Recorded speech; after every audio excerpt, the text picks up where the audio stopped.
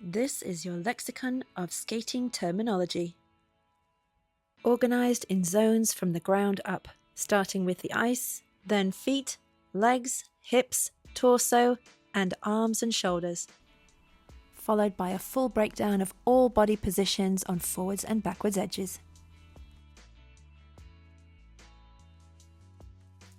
The majority of skating moves are engineered around circles and curved patterns. The tracing is the mark we leave behind as we skate along the ice. Our skating direction can be forwards or backwards depending on whether we lead with our toe or our heel.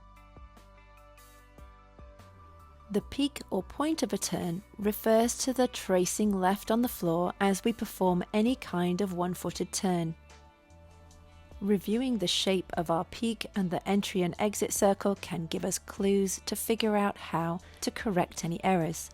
3 turns will face into the circle, brackets out, rockers will point in the retrogression direction and counters in our continuing direction. A double tracing or flat occurs when both edges are leaving a tracing on the ice simultaneously. Aside from moments skating in a straight line deliberately, when skating on circles, this is an error, often but not exclusively caused by poor ankle control. The skating or working foot is the one that's connected to the ice. The free foot, the one that is held aloft. A T or floating T, characterized by the heel meeting the instep or the instep meeting the heel, used in various combinations in technical skating turns. The floating L or toe to heel, used in a variety of choctaws and mohawks, steps which turn between forwards and backwards by exchanging feet. Push and stroke are used interchangeably to express the means by which we propel ourselves across the ice. Running edge is the term used to describe the glide that continues after a push. Blade rocker refers to the curvature of a skating blade.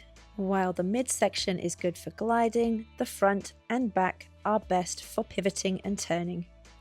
Weight transfer describes the moment where we exchange from one skating foot to a new skating foot. This can be done in ordinary stroking moves or in more complicated turns. Weight transfer can also occur across the same foot in the form of a change of edge. Scientifically speaking, this is the movement of our center of pressure across our skating foot. The red dot on the foot emoji is showing the path of the center of pressure as the body sways from outside to inside edge.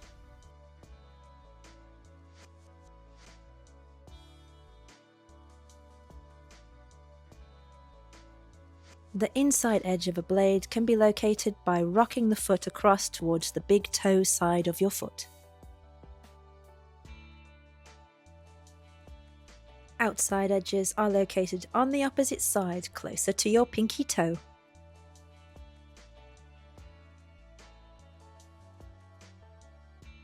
The term skating leg describes our weight-bearing limb as we move across the ice. The free leg, unconstrained by connection with the ice, can be moved into various postures to help us through technical moves. Extension behind is one example,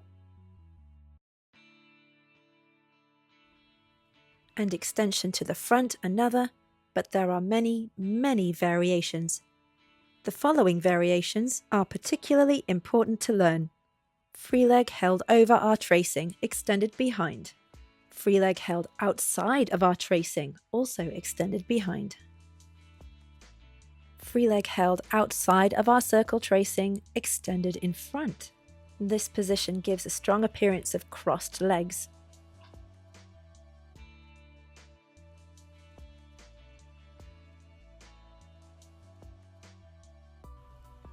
A free leg can hold a turned in or turned out position. Here we see extended in front, turned out, then rotating to turn the leg inward, outward, and so on. When extended to the back, the turned out position is with the free leg on its own side, whereas turned in, the free leg usually crosses to the opposite side of the skating leg. If this crossing doesn't happen, then this is usually an error or at least poor carriage and style.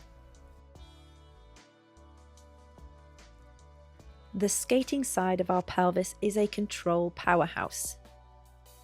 This is the free side of our pelvis. Mastery of technical turns demands that we learn how to use the skating side to control the free side, and develop a high-level awareness of when we have a raise or a lowering of our free side.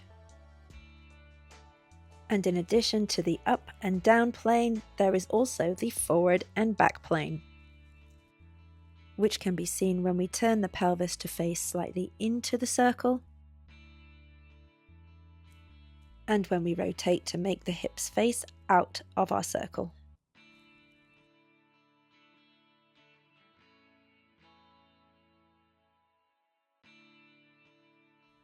On this left forward outside edge, the entirety of the left side of the body is leading, forming a skate side lead. The right side of the body is the free side and also the following side, held back under control. Here we see an example on a backward inside edge where the free side is leading. And the skating side is the following side.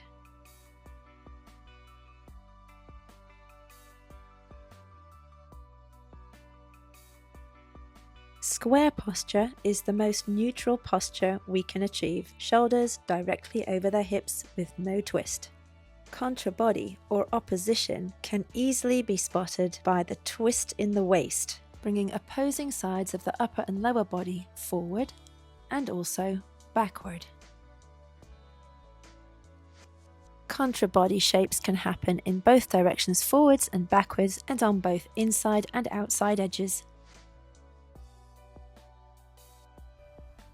Extending our arms low and keeping them at waist height allows us to exert more control over twisting movements as we begin to learn to skate. Arms fully extended at shoulder height exert greater forces as we perform twisting and rotating movements. Elite skaters combine these forces with precision to perform powerful moves and skills. When receiving feedback from our coach, we may hear them ask, "Can you make your shoulders face into your circle?" This is to what they are referring. If we skate forwards, shoulders facing in, even if we turn backwards, we can maintain the same position, shoulders facing into the circle.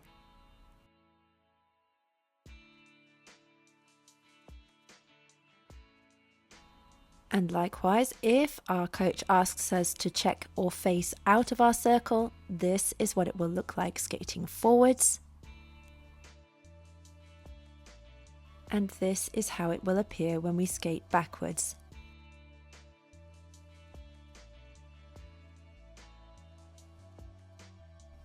All basic positions for forward outside edge. This is skate side lead, causing the body to face out of the circle. Free side lead makes the body face into the circle. Contra body, free leg behind.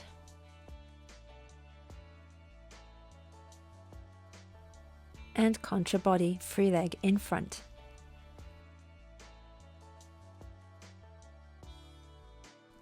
All basic positions forward inside edge. Skate side lead leaves the body facing into the circle.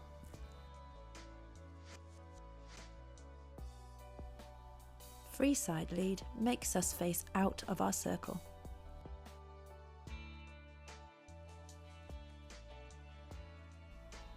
Contra body with the free leg extended behind.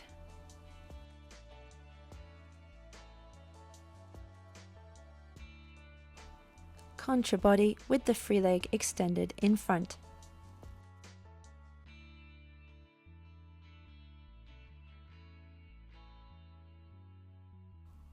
All basic positions for backward outside. Skate side lead on backward outside causes us to face into our circle, while a free side lead causes us to face out of our circle. Free leg can be held far behind or it can also be held in a teed position, closed, next to the skating foot. Contra body, free leg in front on backward outside, causes us to face out of our circle. Contra body on the backward outside with the free leg behind, more commonly known as the landing position for jumps and spins. All basic positions for backward inside. Backward inside with a skate side lead causes the body to face out of the circle, but can often look like we're skating not looking where we're going.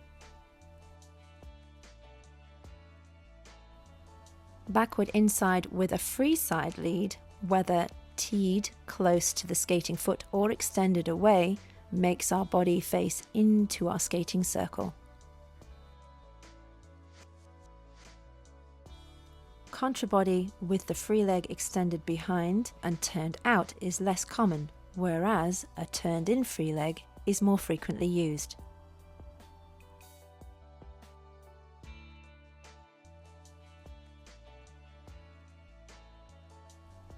Contra body on backward inside with the free leg extended in front, frequently used as the exit for some Choctaws and Mohawks.